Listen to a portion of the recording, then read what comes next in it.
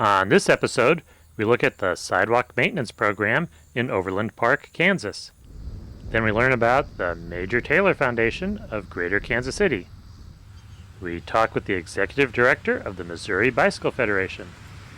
We meet the bicycle and pedestrian transportation planner for the Mid-America Regional Council. Finally, pedestrians are told to keep away by a bank in Kansas City. Stay tuned. We're in Overland Park, Kansas, talking with Janet Lucenheide, who's an engineering technician with the Public Works Department. What was the status of sidewalk maintenance in your city a decade ago? Basically, it was spot repairs based on citizen complaints, as well as there was a neighborhood program where they would go into specific neighborhoods and try to take care of all the issues that they had at that time. It wasn't very efficient in that we didn't know about everything that was there, especially on the spot complaints. We would find other problems, and so it just wasn't very efficient and effective for us. What prompted you to change then? I mean, what course did you take to change? Well, really, it was the fact that the city was continuing to grow, especially the southern part of the city, and we were finding, more and more issues when we would go out to take care of one spot complaint. And so it was like, this is really getting pretty silly because it was a shotgun effect. And so we decided, okay, we got to step back and actually see what we actually have as far as the condition of our sidewalks, so that we could more effectively use our money, and rather than having the contractor jumping from location to location, kind of keep him in one area. And we figured we would get better prices. How does one do that? Can you do it driving by or from aerial surveillance? What do you have to do? Well, we had to do two things. One thing had to be build the inventory, first of all, because we didn't have a database of the inventory of our sidewalks. So we did that by using ArcView, and we traced in the sidewalks that we saw off of aerial photographs. So that was the base for our inventory. Now the condition, we actually had to walk it, and we had summer interns that walked the sidewalk for us and gathered the condition assessment based on the criteria that we came up with. What sort of defects and flaws do you find in sidewalks? Oh, you can find a whole host of problems. Each municipality, it's going to be, what's most important for them. For us, it's, faults, lineal cracking, joint spalling, gap. Those are the items that we're getting, as well as settlement. Settlement's another big one that we get especially a lot of complaints about. And because especially in the wintertime, you get the bowl effect and the water won't drain, and people are concerned about slipping and falling on it. But you can have a whole host of items as far as what you want to know about your sidewalks. So once you've created your database, what's your next step then?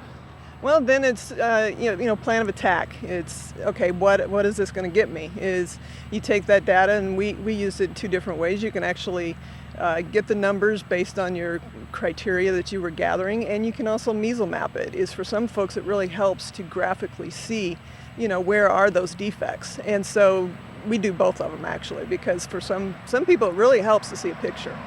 And so for us, we have a number of different programs, but our biggest one would be our annual sidewalk repair program that is done through the maintenance folks.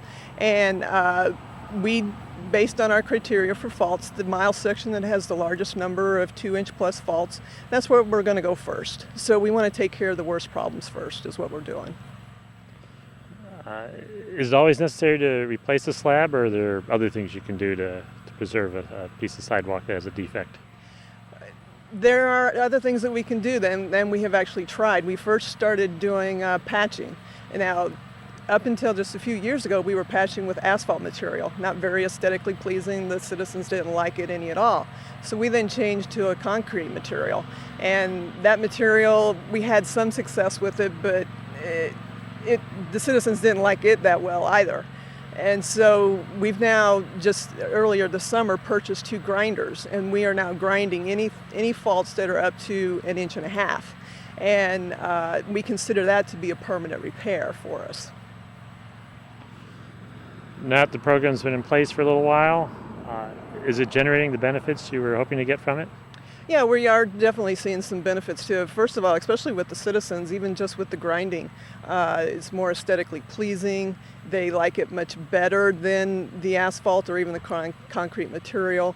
Uh, we're getting a real good feedback on that, as well as our crews themselves. Instead of just going out and patching the material, they're actually physically doing something and making a permanent repair, as well as outside of the area where we're doing the annual sidewalk repair program. If we have 2-inch plus faults, we have crews now that are going out and replacing those slabs. So we are trying to mitigate those issues just as quickly as we can.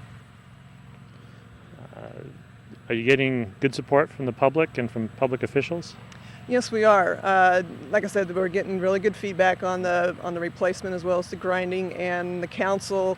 A number of the council folks have called asking, about the program. Where are we? And they're not asking at this point to, bump ahead their areas and things like that. They realize it's a very logical program and that we have to go about it logically and systematically in which to take care of these issues. Otherwise, if we jump around, it's not much better than what we were doing before. Are you still sending out interns with clipboards? Not with clipboards anymore, no. We have since progressed to where we're using GPS units such as Trimble with ArcPad on them.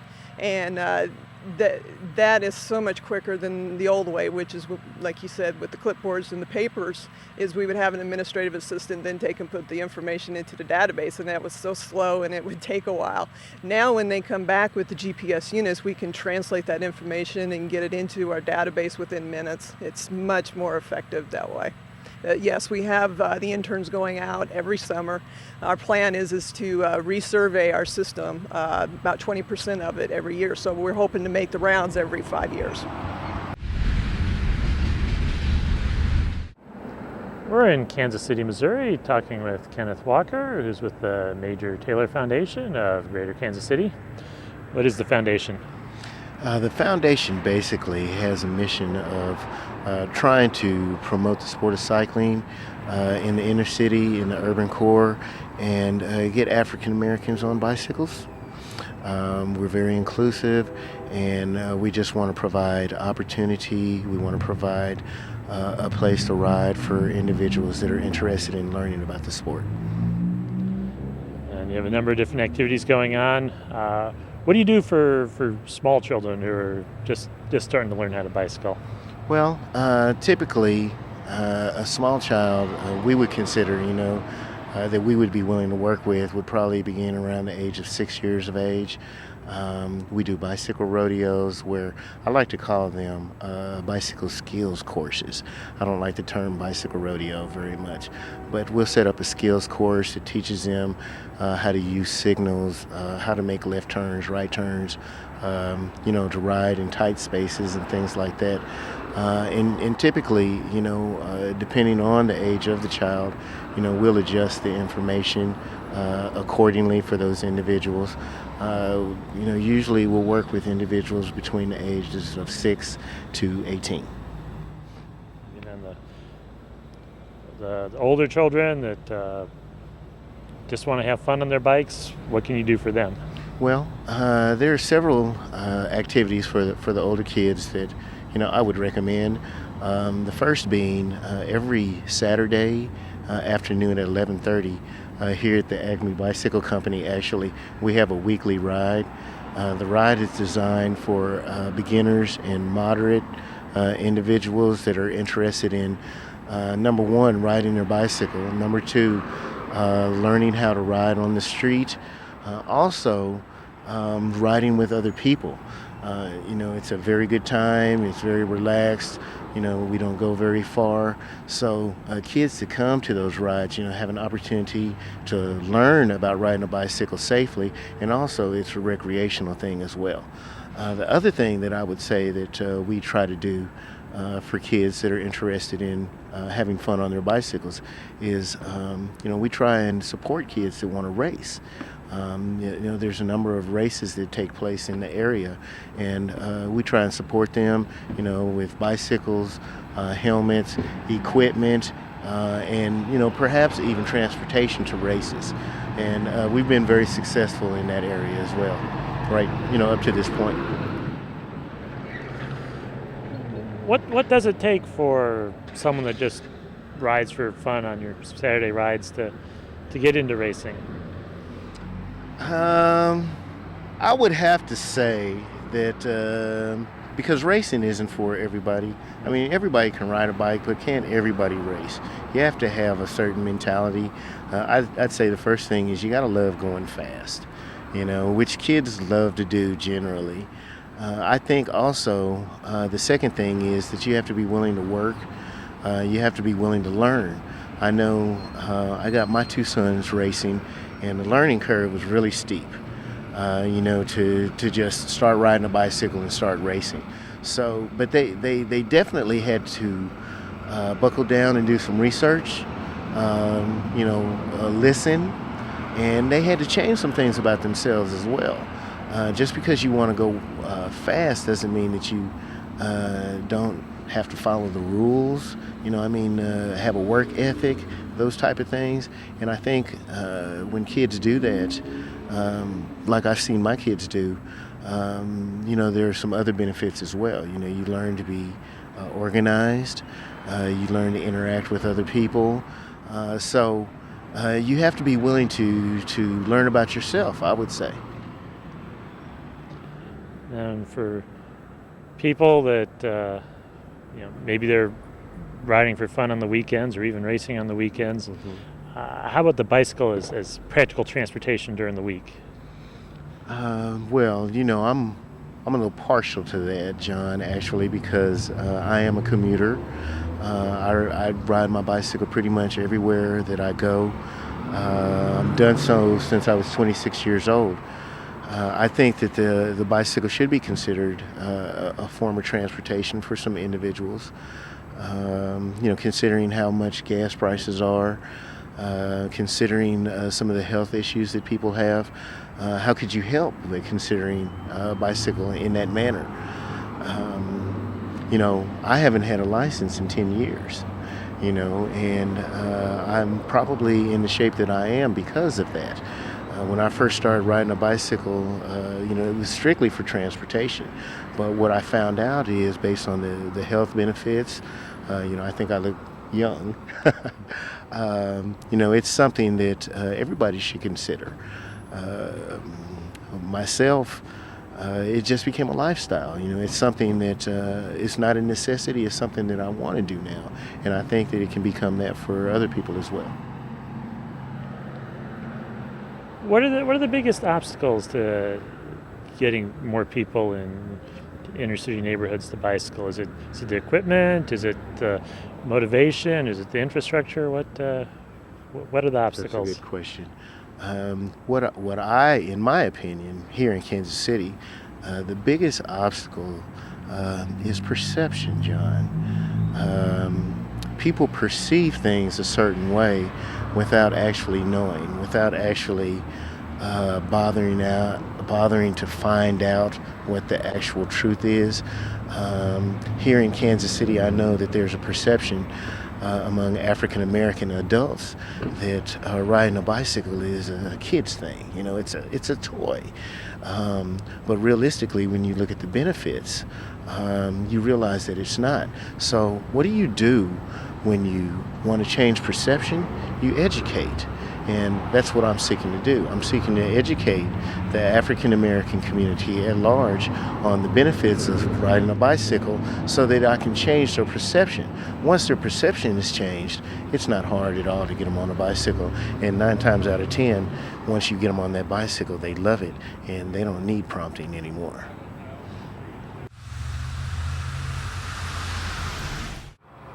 We're in Raytown, Missouri, talking with Brent Hugh, who's Executive Director of the Missouri Bicycle Federation. What road are we on, and what does it have to do with you bicycling? Well, this is 59th Street in Raytown, and this is a road that used to be just 2 lanes with a ditch. Basically what you see there between the white lines was the road, everything else was a ditch. And so when I moved here to Missouri in '93, I brought my bike with me thinking, well, this is going to be a great place to ride a bicycle. I live 3 houses from the street, so I come down 3 houses, come to this, and I, as a novice, I couldn't figure out how to go on this street. I just couldn't figure out where to go. Well, about maybe 8 years ago, they came and turned the street into what we have now, which is they added sidewalks, they paved over the ditch, and they put in these little shoulders. Well, I came out one day and realized, I think I can go somewhere on this road.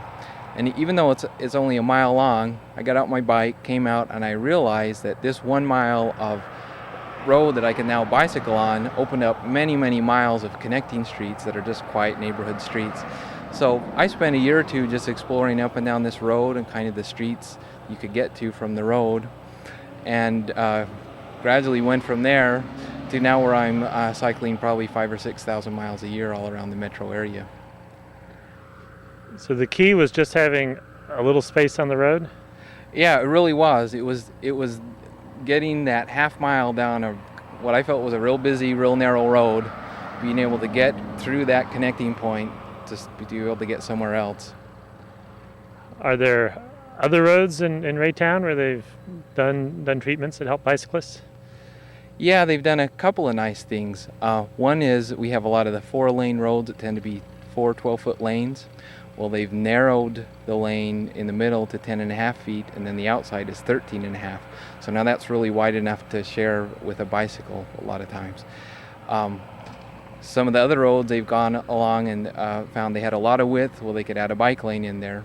And then a beautiful example down on 87th Street. It used to be a narrow street just like this with the ditches, and even busier than this one.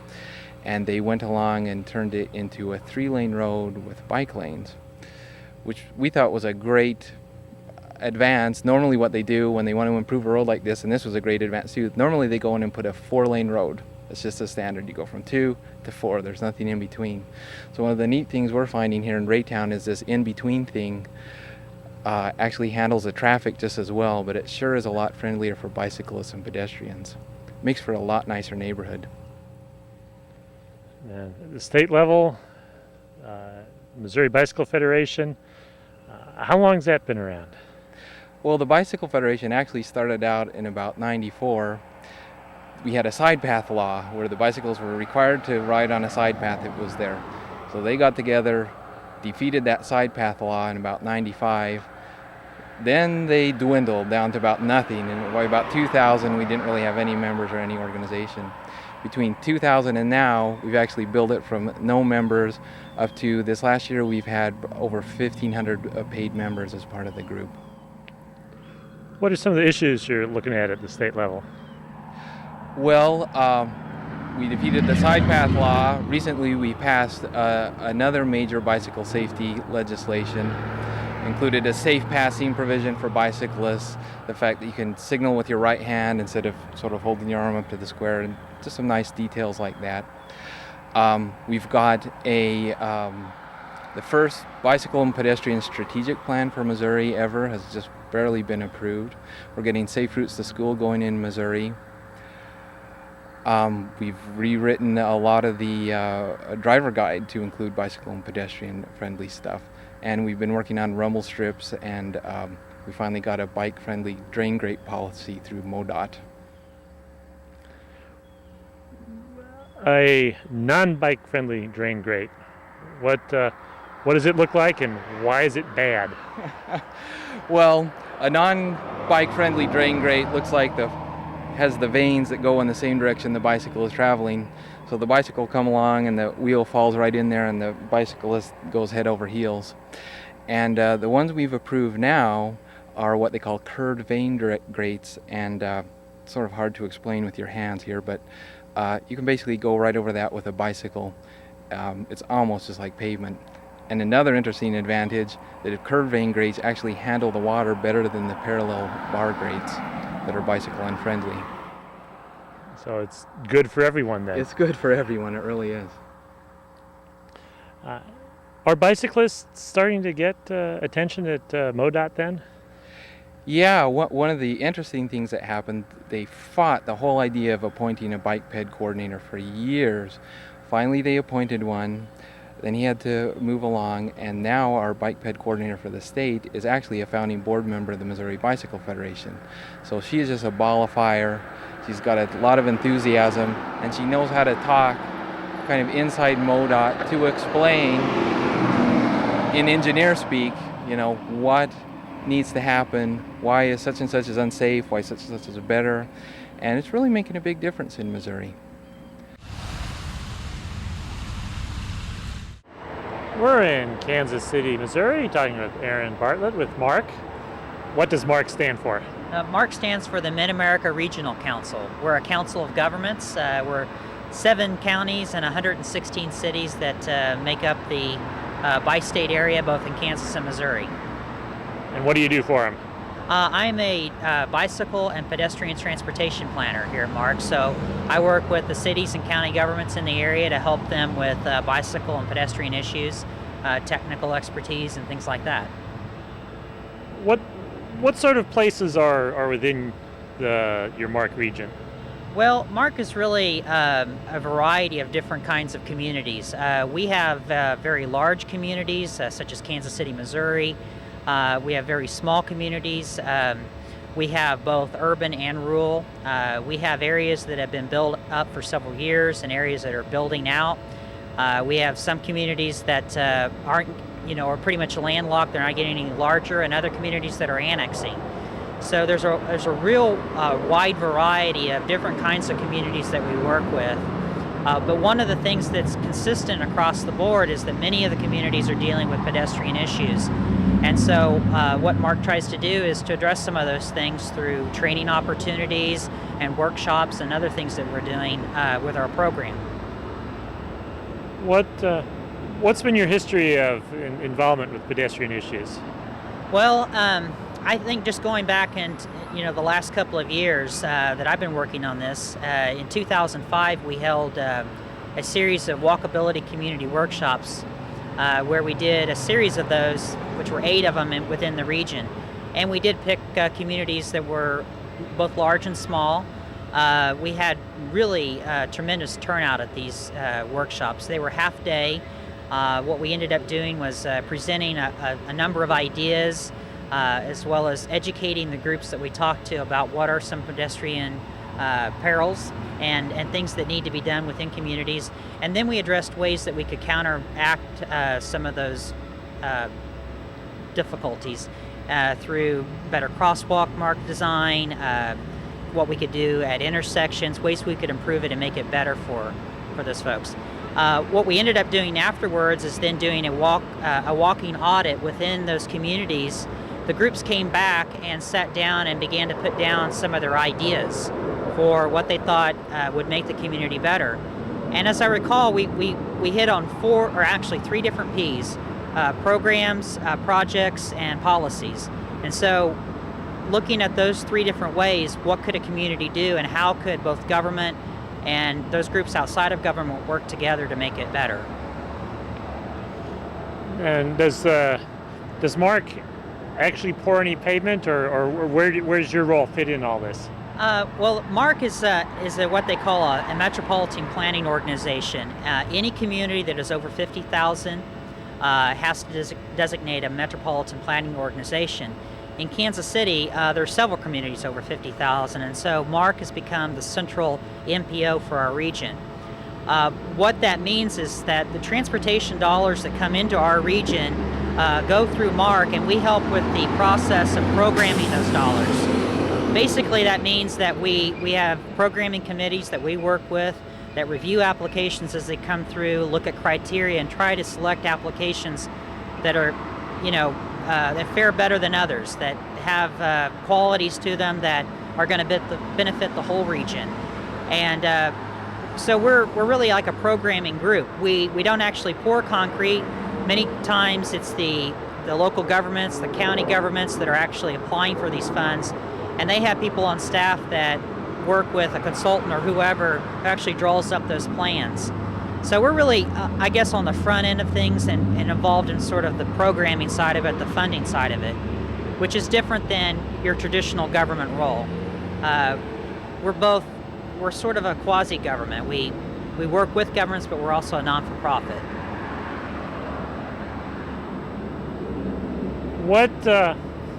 What difference is it going to make for the quality of life of the people in this region when the pedestrian plans are put into place and implemented, and people have better places to walk? Well, I certainly hope it's going to improve the quality of life. I mean, that's the perspective that we've come at this from. We've got a number of initiatives that we've been working on over the years. We have one that's called Creating Quality Places, which talks about both pedestrian and bicycle amenities, how that fits into transit, and why it's so important to have good walking, bicycling facilities so that people have choice. They don't simply have to get in their automobile to get from location A to B. And, you know, we see that there is an epidemic of obesity in the United States. We know that active communities don't just come about by accident, that they have to be designed that way. And we would like to help communities design facilities that are both safe and make it attractive for people to walk and bicycle places, because we know they're going to be more healthy. And you know, that's where it's very difficult, because we have a lot of traffic, so we're dealing with safety issues, and we're trying to work with communities to identify what's the safest way to design a roadway or an intersection or a crosswalk or things like that. So I hope that the work we're doing will eventually develop into, you know, specific locations where we have done a great job planning for the pedestrian, that it's safe, people feel comfortable doing that. And if anything, it will give people an opportunity to decide where they want to live and vote with their feet, so to speak. And so we have some variety of living opportunities for people.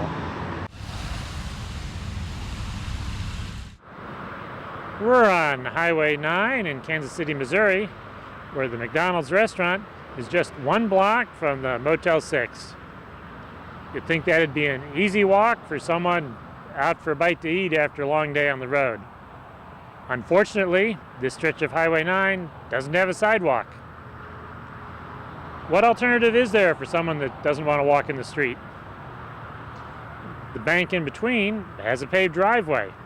You can follow that through and keep your feet clean and dry. Unfortunately, someone's seen that to be a problem. They put up no trespassing signs facing the motel and facing the restaurant. Rather than put in a sidewalk and solve the problem, they'd rather just pedestrians went away. Visit us on the internet at www.pedestrians.org.